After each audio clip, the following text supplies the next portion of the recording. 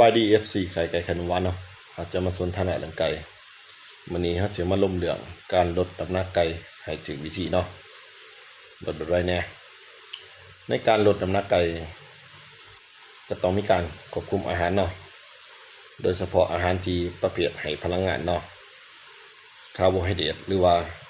ข้าวเปลือกเนาะหรือว่าอื่นๆที่ให้พลังงานเป็นบางไม้กล้วยหวานเนาะหรือว่าน้ำผึ้งเป็นให้พลังงานเนาะหรือว่าอื่นเพราะว่าเมื่อร่างกายของไก่ใส่พลังงานจากการกินเข้าไปบ่เบิดเนาะมันจะกลายเป็นไขมันสะสมหรือไขมันส่วนเกินเนาะเมื่อเราลดข้าวเปลือกแล้วเราควรให้กินโปรตีนเสริมเนาะเพื่อให้ไก่อิ่มและ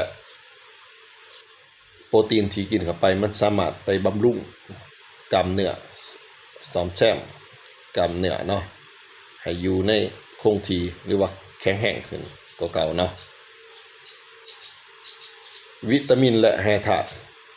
ก็ให้กินสม่ำเสมอเนาะเพื่อให้ไก่มีสารอาหารครบถ้วนเนาะ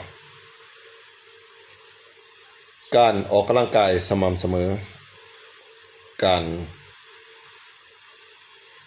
บินกองแลนซุ่มปั๊มอื่นๆก็เฮ็ดเป็นสม่ำเสมอเนาะเพื่อให้ร่างกายไก่ใส่พลังงานและเผาผลาญไขมันส่วนเกินเนาะการน้ำตากแดดไก่ก็สามารถลดน้ำหนักได้คือกันเนาะแต่ว่าการลดน้ำหนัก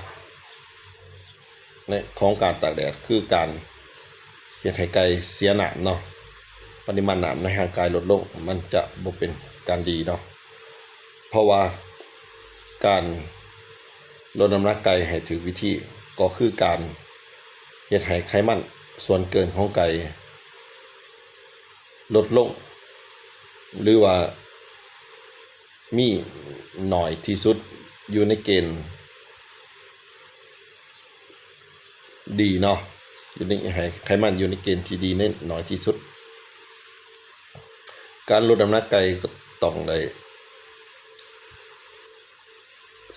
ใจเย็นเนาะคอยสั่งน้ำหนักไก่แต่ละระยะสังเกตอาการไก่เวลาออกกำลังกายเวลาปรับ